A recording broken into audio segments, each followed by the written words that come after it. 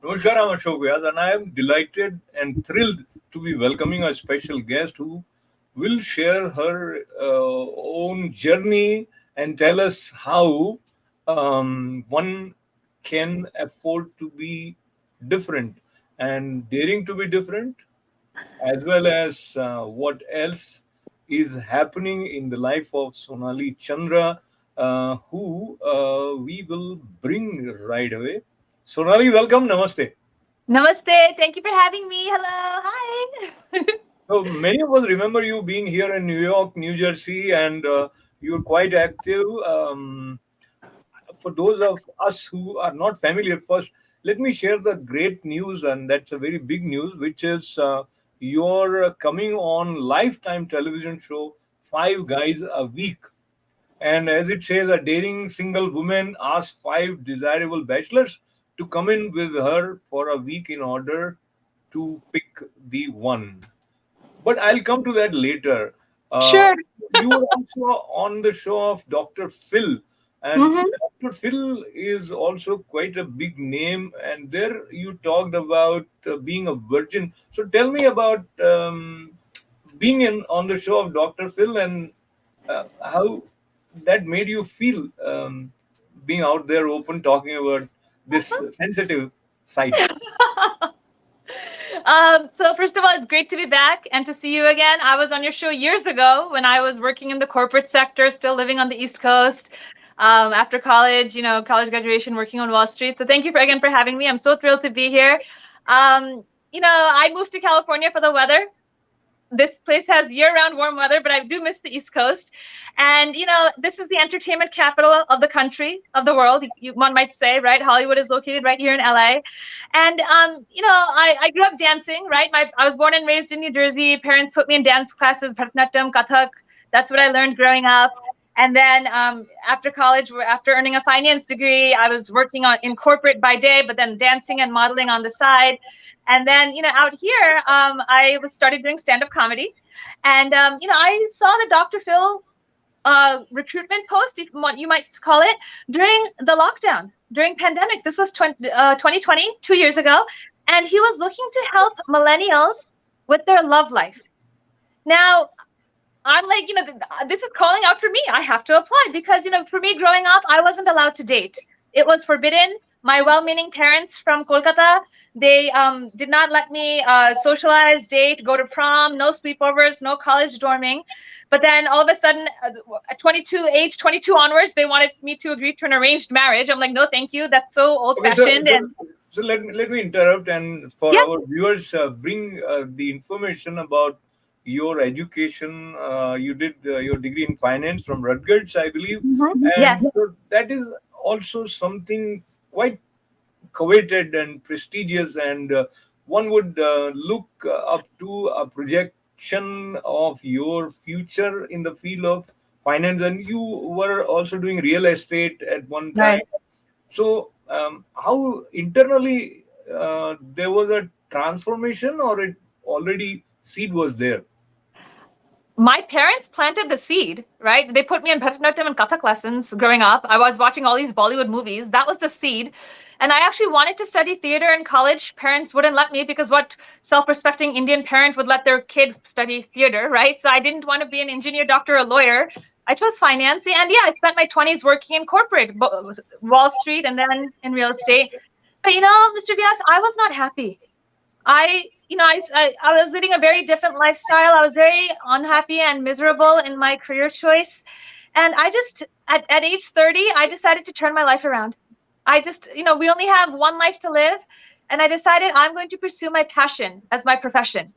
And so I moved to LA to be a comedian and a host and to continue my dancing and modeling endeavors. And I'm so much You- happier in life. Wait a minute. Really. These are so different faces: comedian, dancer, and of course, someone expert in the finances. And you hmm also did a stint with McDonald, etc., during your school days. So, and where you say that, You did your research. and you say that you learned that every penny counts, and Oh all that. yeah, So absolutely. these are different.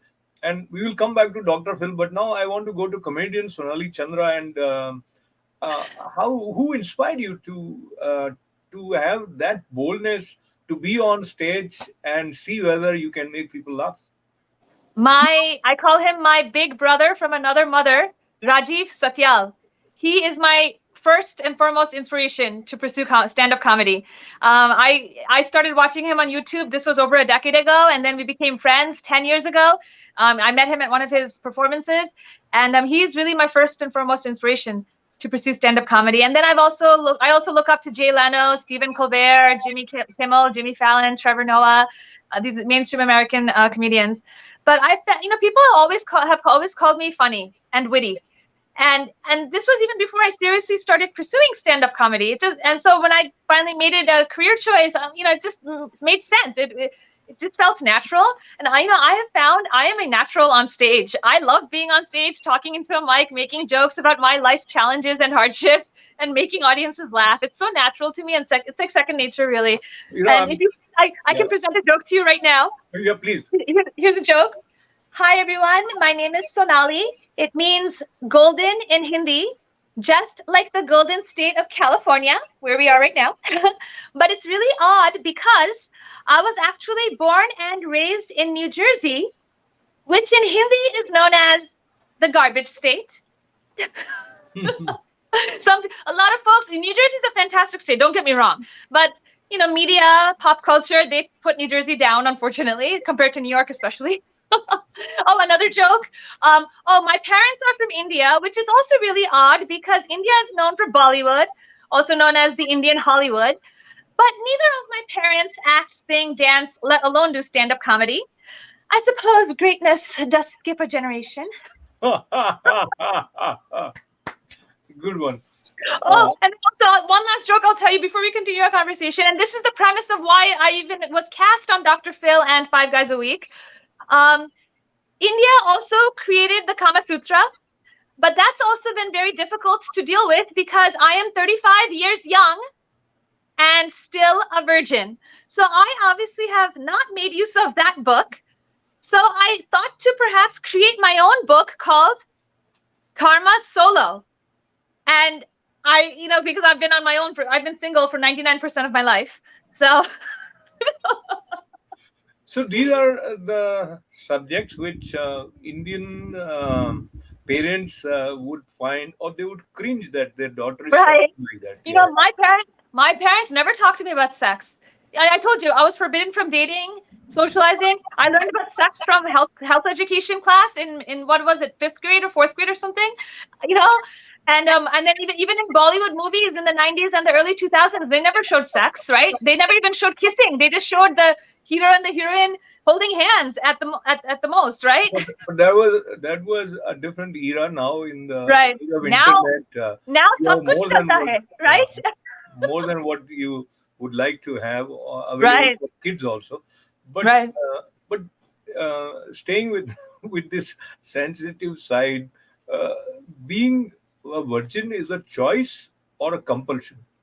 At this point, it's a combination of both. I've dated 9 guys so far in life, and each one has been scared off when they found out that I'm still a virgin. And my last serious relationship was 4 years ago. I was 31 then, and and I'm like, I'm done. I'm done with games. I'm done being hurt over and over again. I'm just going to focus on my career, and that's it. I'm going to marry my career. That was my decision. So at first it was more of a cultural thing, right? Parents didn't let me date, and then also traditionally premarital sex is taboo in our culture, right? And so that's definitely been in the back of my mind. But as more time has passed, I'm not going to say get older because I am 35 years young. But as more time has passed, you will always remain young. yes, And there exactly. are Thank you. certain values or some traditional way of looking at things that also Right. have a youthfulness in it of its own kind. So allow me to bring that perspective, which Sure. you are familiar with. But when you say it's a cultural thing, so they associate certain ways of seeking pleasure in a structure that they call grahasthi, as you know. So you Actually, I don't know what does that mean. I know. I was going to say that if you use this word in your comedy show, some people may laugh. But No, but that's very Katin Hindi. I don't know what that word means. it is Hindi actually. It is Oh, when you enter into the household. I mean, you get married basically, and yeah, you start a family or a togetherness with a formal commitment of being together, and that's yeah. so becoming a husband wife. So having these kind of experiences that has always, I mean, for most of the time, as I remember, been a part of you experience it after you get married. um, Right. yeah, so no, now still it persists. It's not that it has gone away, but do you see differently? Absolutely. In my generation, especially, I have seen so many folks in my contemporaries, both Indian and non-Indian, who, they do premarital sex. They live together before marriage, and whatever traditionally used to happen after marriage, they're already doing it before marriage. And so Yeah. if and when they do get married, I'm thinking, what's the point in getting married? You've already done everything that people used to wait until after marriage to do. Maybe to Yeah. get married for tax purposes. I don't know. So No, but Sonali, absolutely, things have changed for sure. yeah, I'm tempted to share one reference from my life, and it's Uh-huh. kind of brings in a sense of contrast as we are moving in the world. So I was in Mumbai. I was appearing for some interview for a hotel management. I did my MBA, and after that, and the group discussion that they had there was premarital sex is good. So I remember it, and I'm kind of, I mean, what are they talking about? Because I came from Jodhpur. That's a city which wouldn't let me even think about it from that that point of view. But anyways, so fast forward. That's 30 years plus ago that I'm talking about. Oh, I 35, see, I see. Okay. 35 probably. But this question would always remain because some people would like to hold on to values.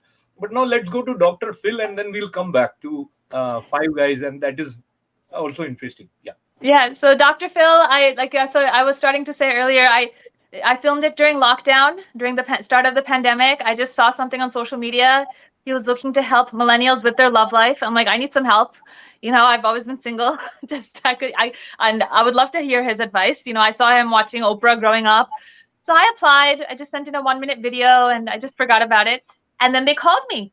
And they called me, I auditioned, and then we filmed, and then a month later it aired, and it was such a surreal experience. It was such a thrill to be in his studio in Hollywood, meeting him and his crew, seeking his advice. It was so surreal because I'm from New Jersey, born and raised, right? My parents are immigrants. I saw him on TV watching watching the Oprah Winfrey show.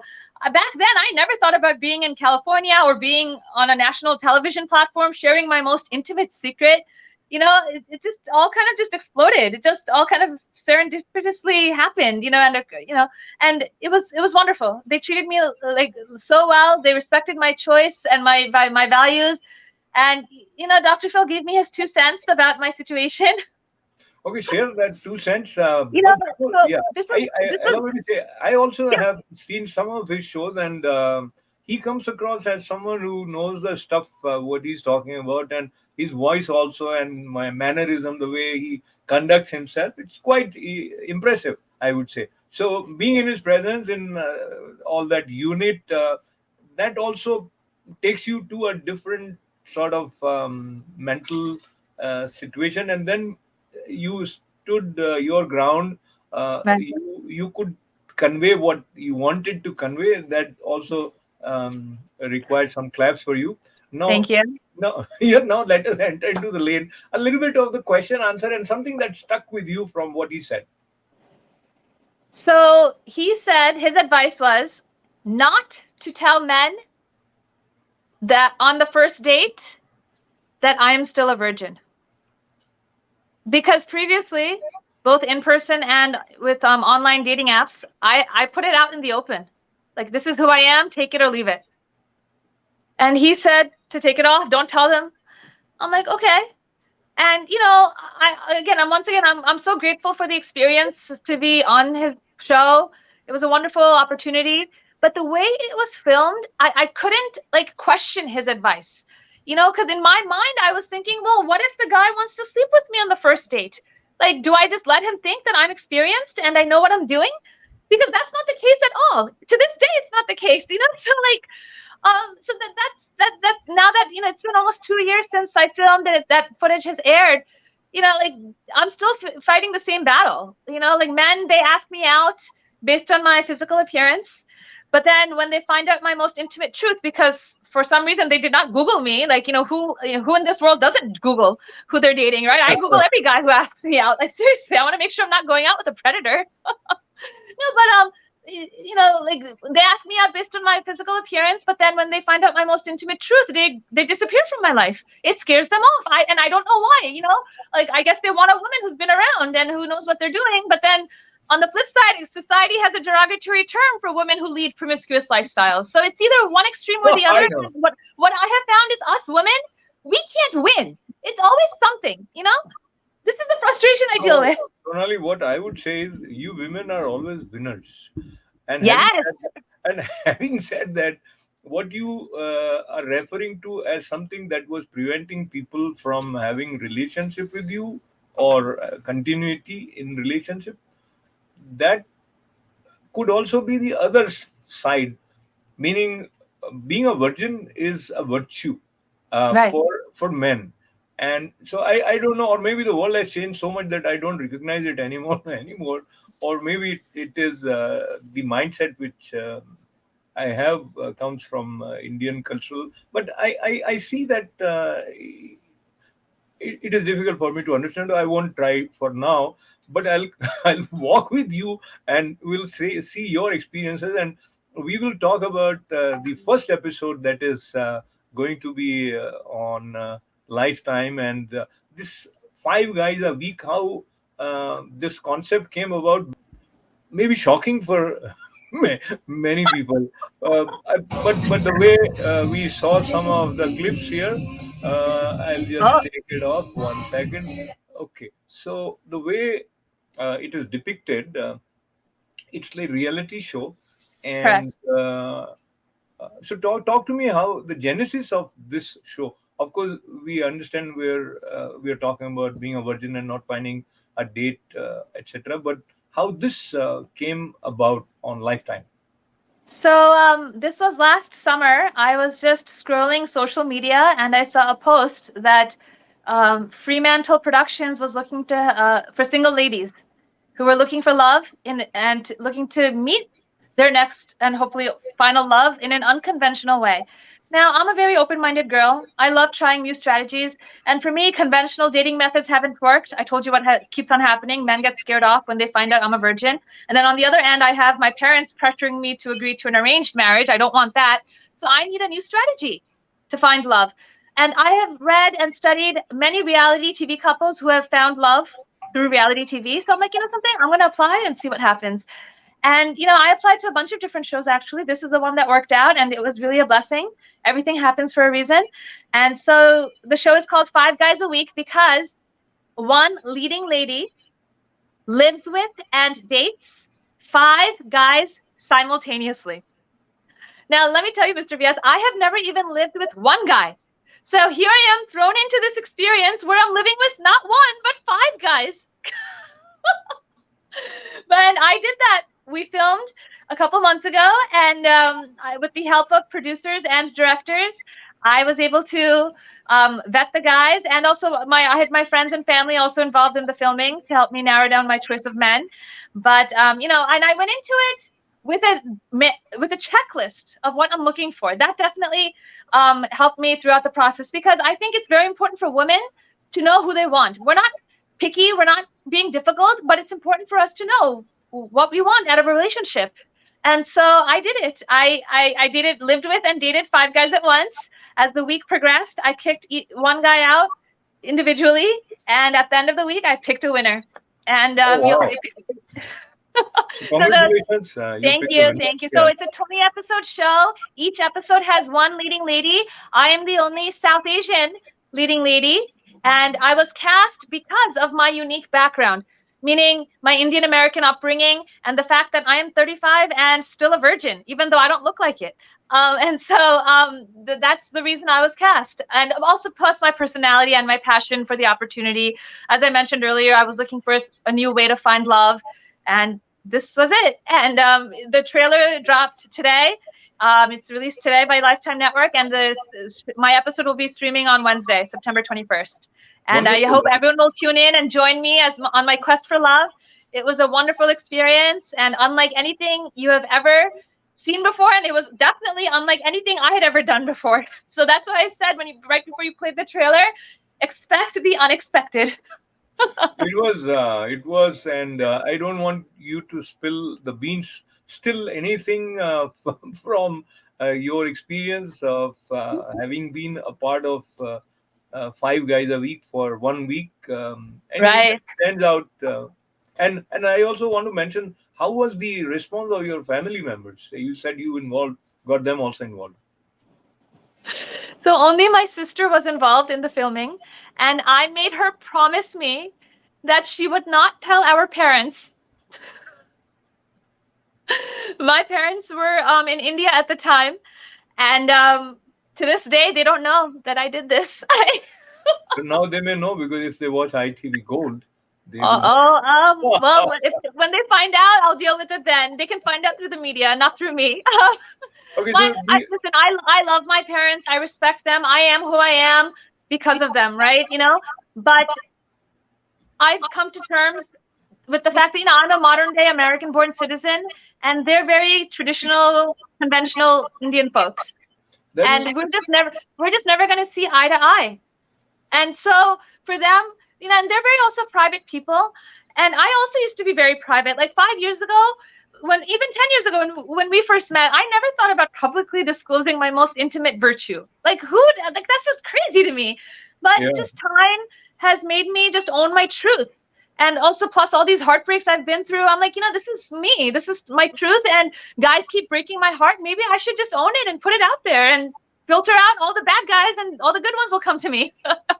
So, being like a devil's advocate, and Yeah. maybe, but a different point of view, and just in the spirit of trying to understand, when Mhm. you say that when they come to know that you are a virgin, it doesn't continue. There could be multiple factors. This could be one of them, or based on your observation, you felt that this was the key factor Right. for separation. Yeah. Absolutely.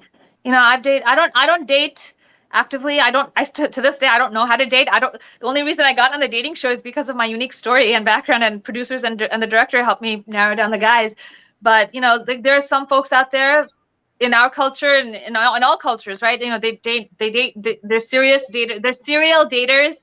They have a date every night. There's different types of relationships, right? Open relationships, three-ways, all those wild things. I don't do any of that. And so for me, like, I've only dated 9 guys in my 35 years of existence, and this really started when after college, 22, 23. I kind of met these men serendipitously, and we just went out for drinks, coffee, whatever. And yes, I've definitely had feelings for guys, I started liking them, all that stuff. But like when it came to that point in the communication, and they wanted sex, I got and it. I'm I like, got it. dude, Yeah. I'm so naive, like I just like I Okay, so switching subjects slightly and sure. very briefly, you said you had a checklist that these are the qualities which you were looking for. If you share maybe top five qualities, they might help someone watching you in sort of clarifying what she's looking for.